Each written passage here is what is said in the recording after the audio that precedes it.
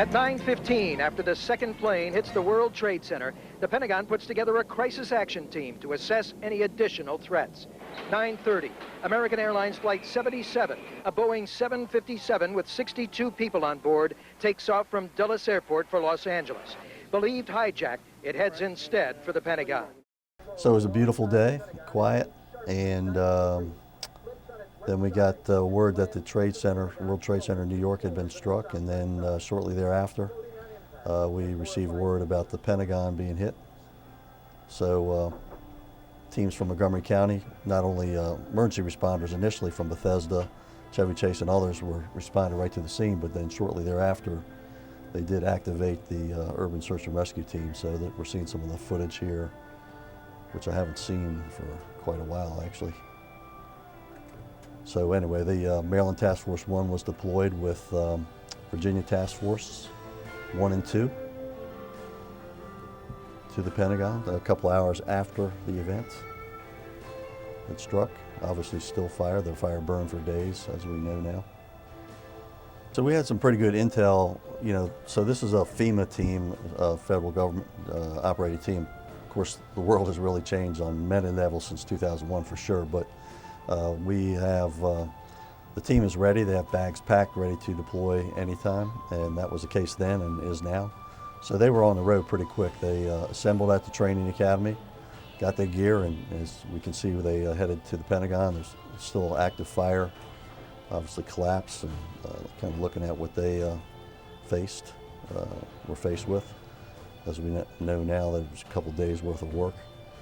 So there was a lot of activity going on in the region. The Emergency Operations Center had been activated in the county. As it turned out, it was a very quiet day for emergency responses throughout the county, but obviously as a region, there was a lot going on downtown. There were some threats that were ruled out eventually, but our focus soon was all at the Pentagon. Kind of had two tiers of response. Initially, we were dispatched on the fire incident, and believe me, we were not set up for mutual aid like we are today. So back then, the radios didn't necessarily communicate with other jurisdictions readily. There's things that we could do to make that happen, which we did, but so it's a world of difference now. But we did have some fire and EMS response initially to Arlington County to assist, as did the District of Columbia also responded mutual aid, and Fairfax, of course. And so we had some of that operation going on, firefighting. And then this is our urban search and rescue, obviously a huge collapse, multi-hazard event activity.